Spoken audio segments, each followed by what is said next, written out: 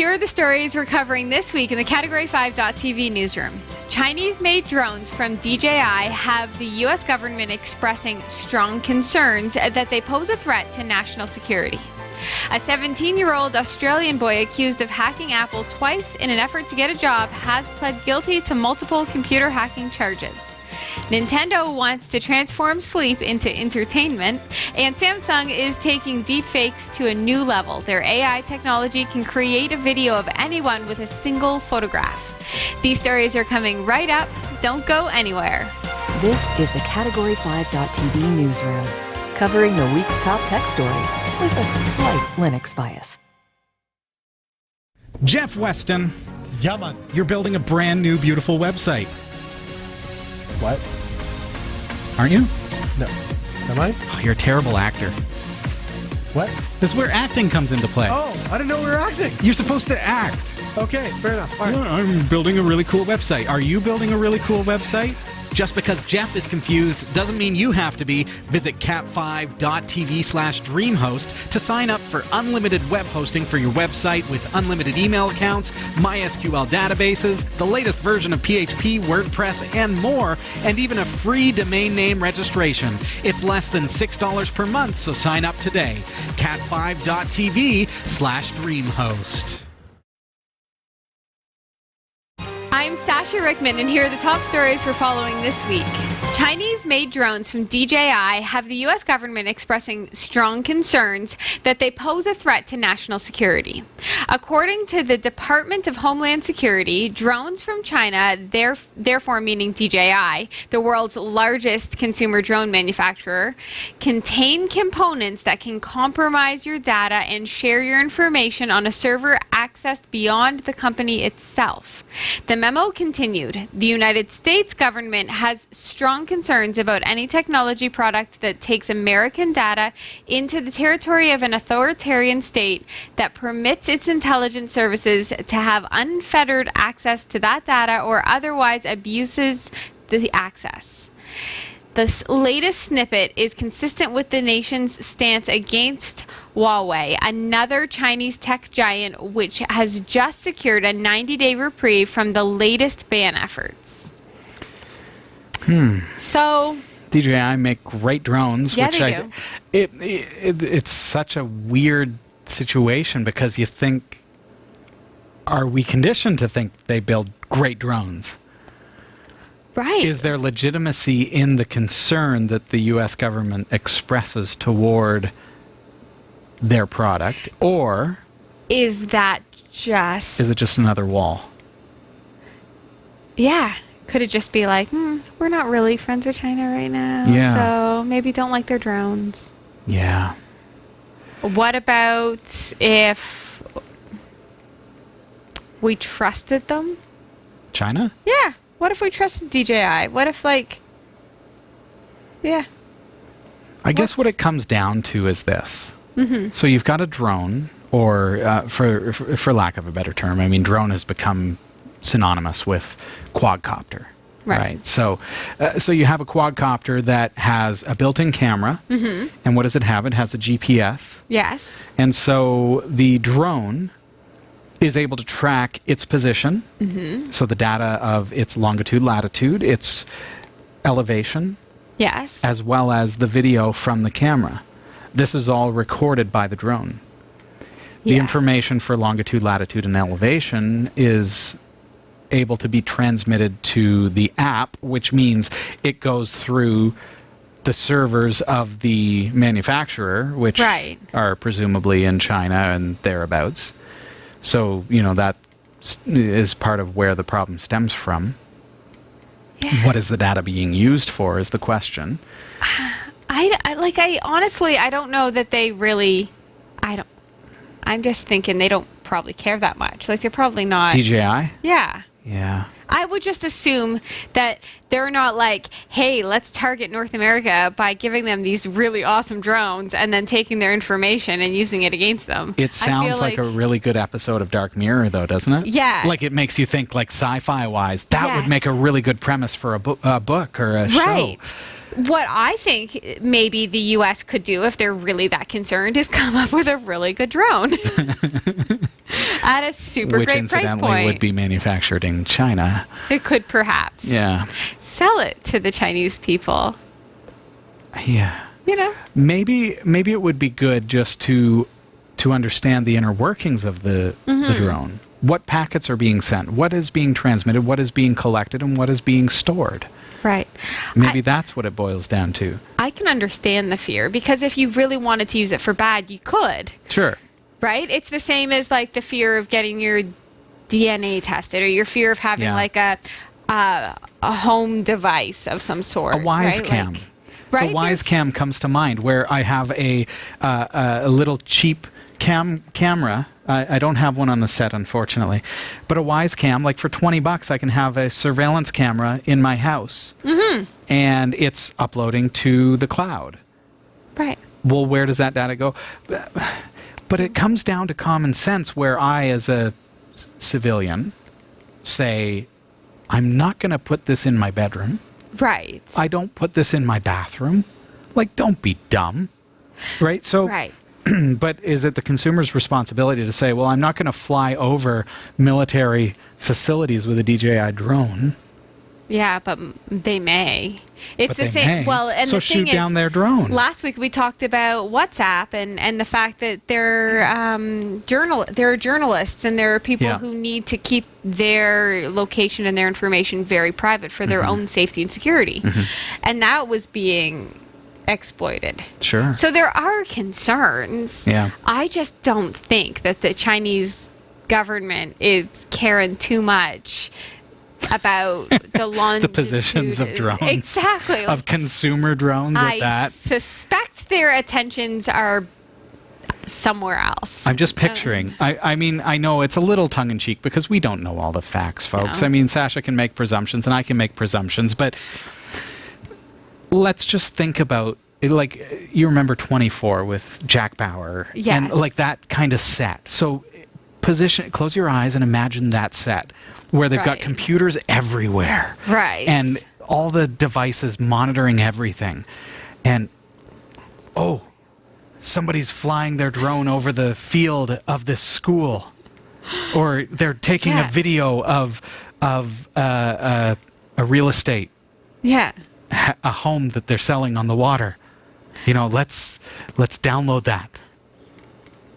Yeah. I'm sure there are shady reasons to have drones, but most people who have drones that are consumers are not doing anything other than flying around a county park and Exactly. you know, doing or some real estate using them for videos. like real estate or like to measure the dimensions of someone's roof to roof their house. I or used something. mine to Cool. get up over the roof because my house is very tall. Right. Much taller than me, Sasha. And that means it's That means significantly taller than you. Yeah, I Yeah. would need a drone or a really big So I got my drone up top Yeah. to be able to look down at the eaves trough To to see see if the leaves had clogged my eaves or if I needed to get somebody in to get up on the roof to clean them out. Right. Right? See? There's Hey, Chinese government, you want some of that action?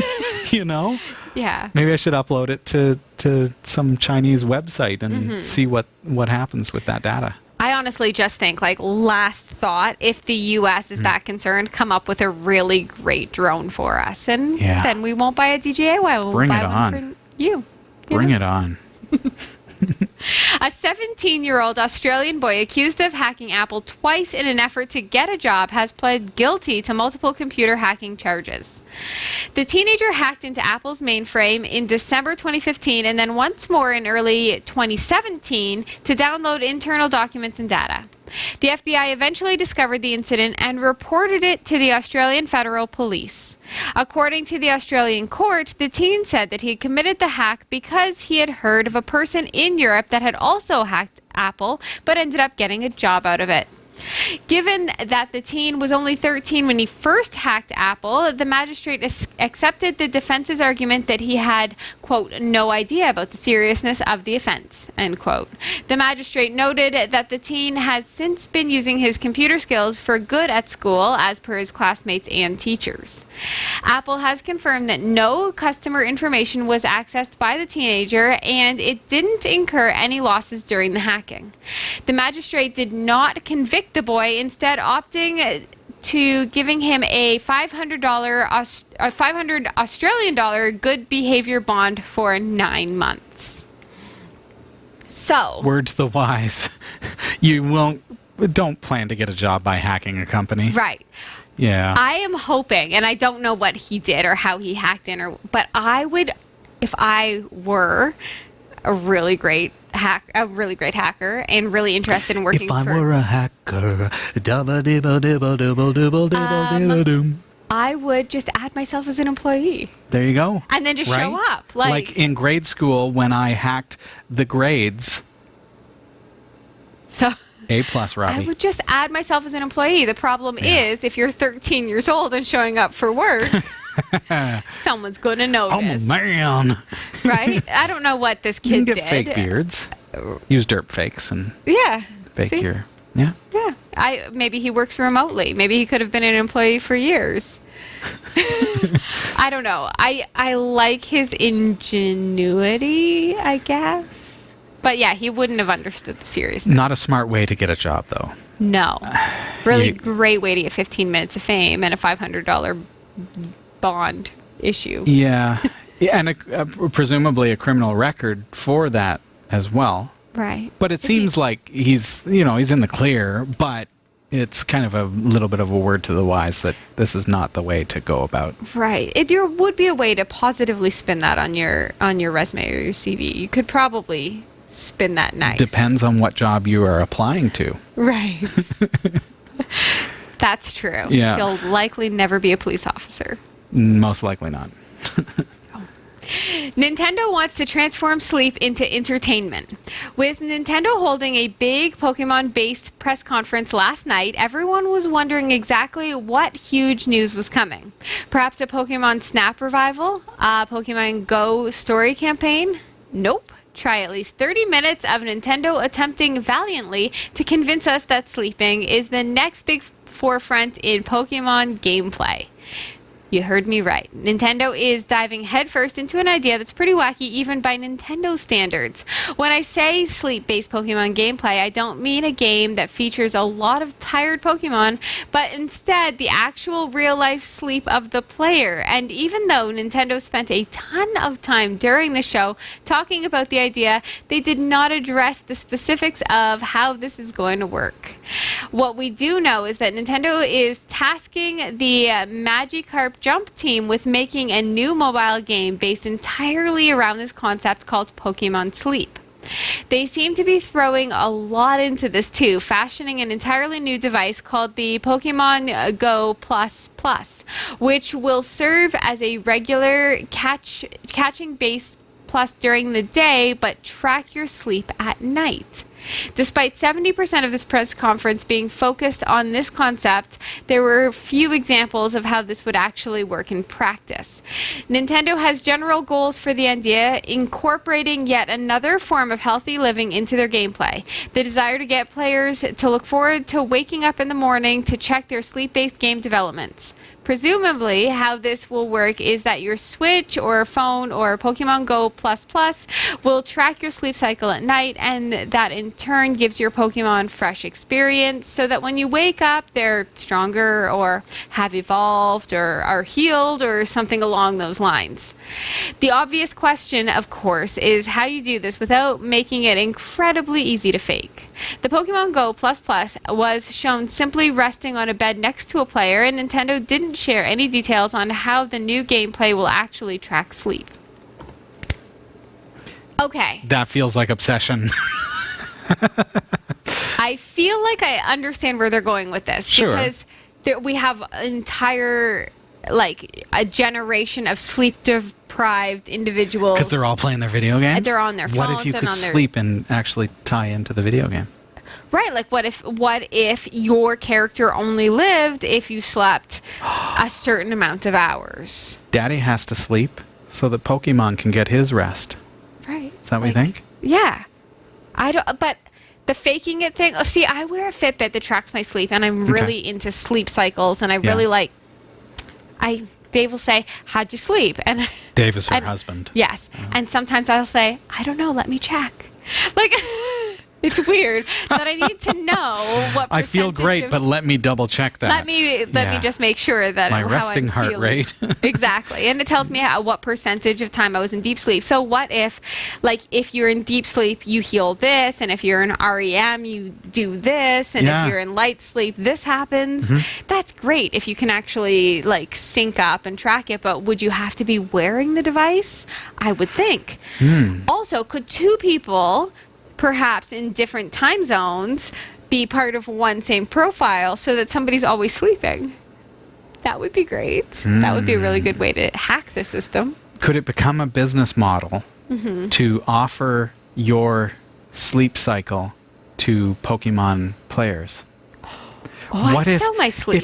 if it's like a thing that you put on your wrist or something, like Yeah. your what is it called? This is a Fitbit. Yeah. So if you had like this thing, could I wear like 15 of them and like charge like $10 a night to Right. replenish your Pokemon while you're up playing other games? I like it. I think that's my new business.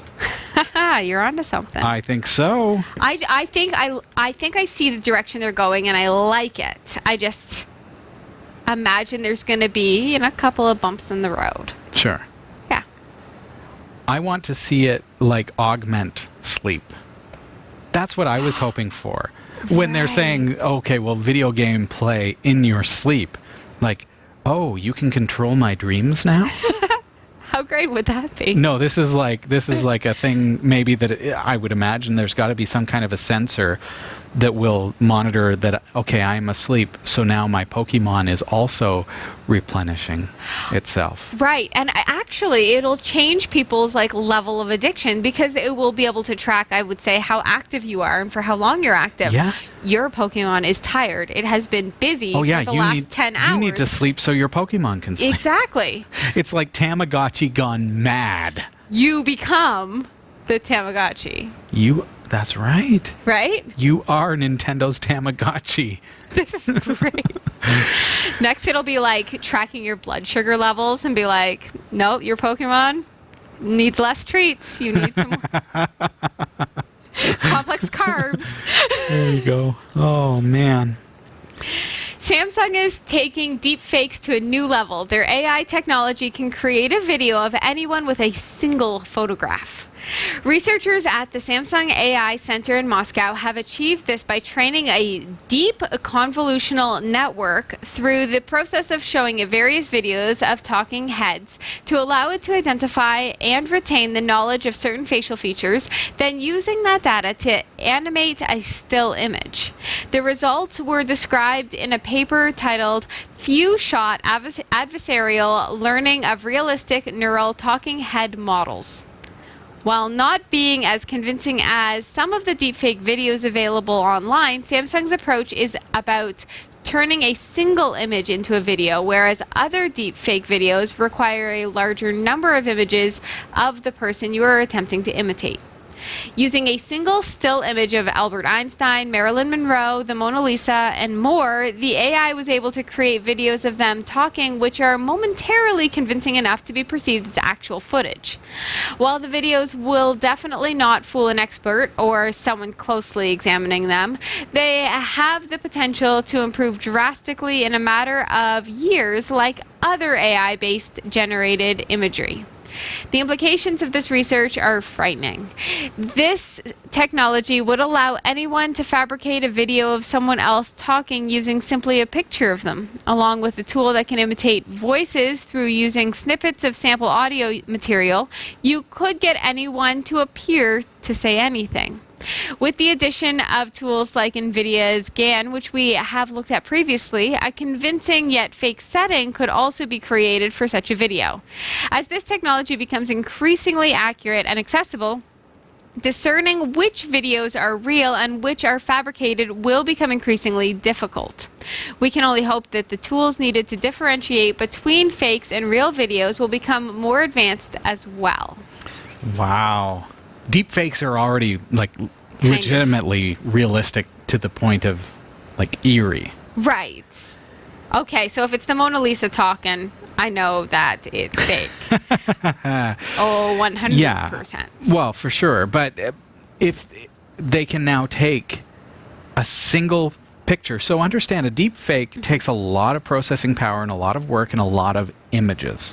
So if I want to make it look like Sasha is saying what I'm saying, I have to have pictures from all kinds of angles of her head, and then the deepfake puts it together, the AI puts it together into a 3D model that looks like Sasha, and then the mouth moves and everything else, and blinks and everything. This is one picture, and it's not deadpan, like, right onto the camera. No, Just any picture? it can look around, and it can move with the face of the individual who is controlling it.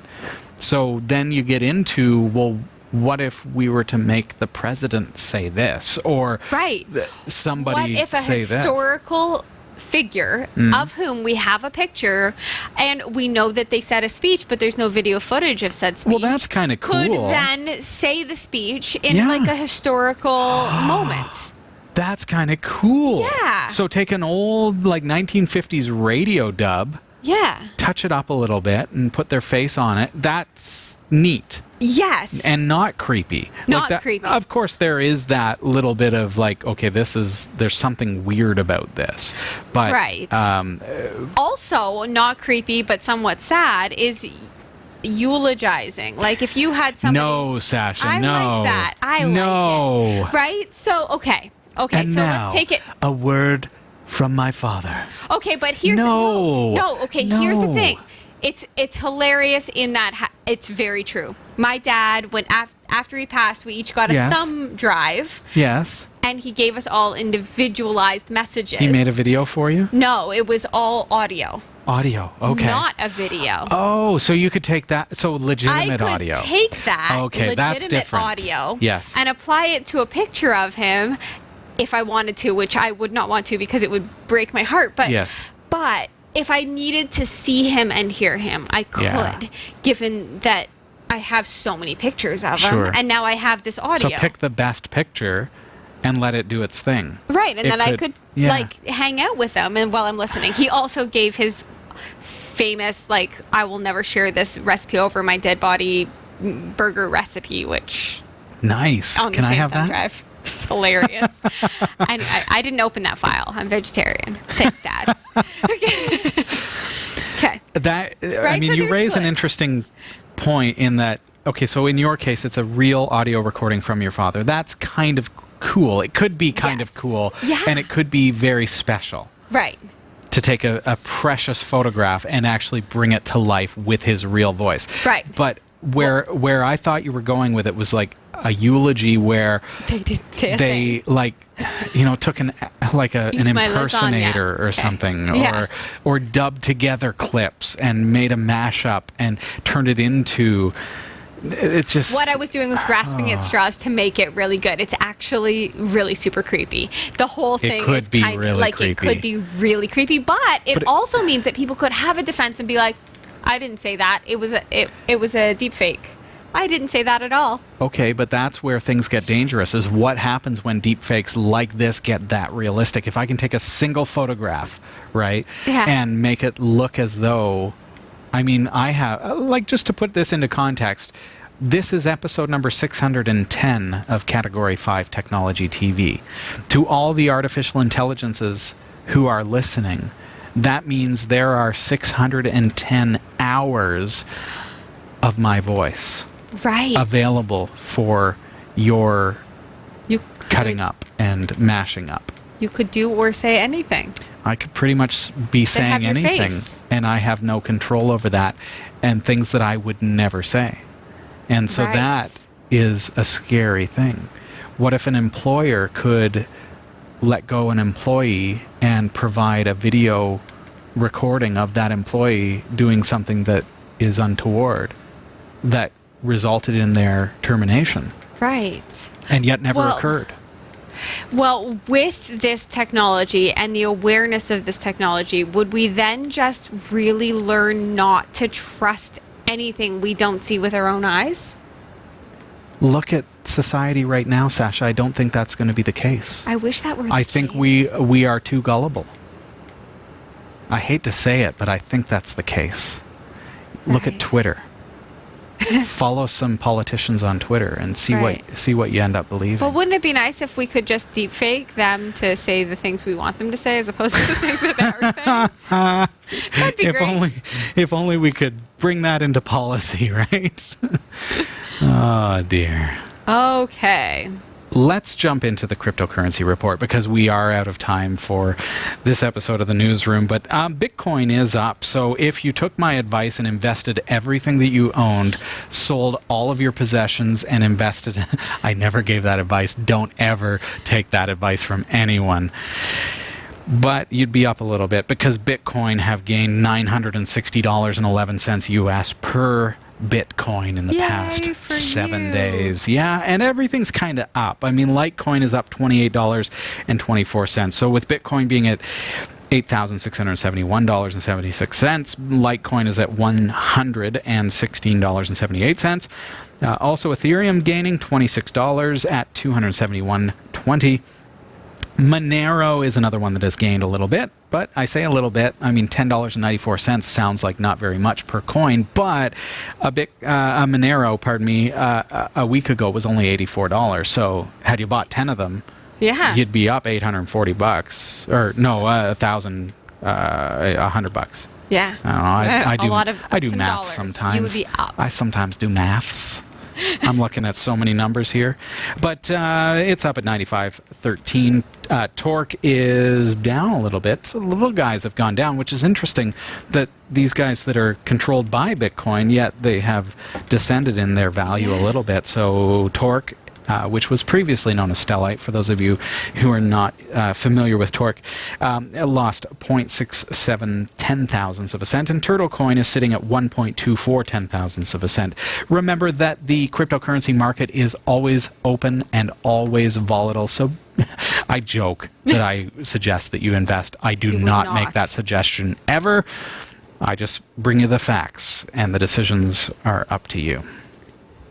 Big thanks to Roy W. Nash and our community of viewers for submitting stories to us this week. Thanks for watching the Category 5.tv newsroom. Don't forget to like and subscribe for all your tech news with a slight Linux bias. And for more free content, be sure to check out our website. From the Category 5.tv newsroom, I'm Sasha Rickman. And I'm Robbie Ferguson.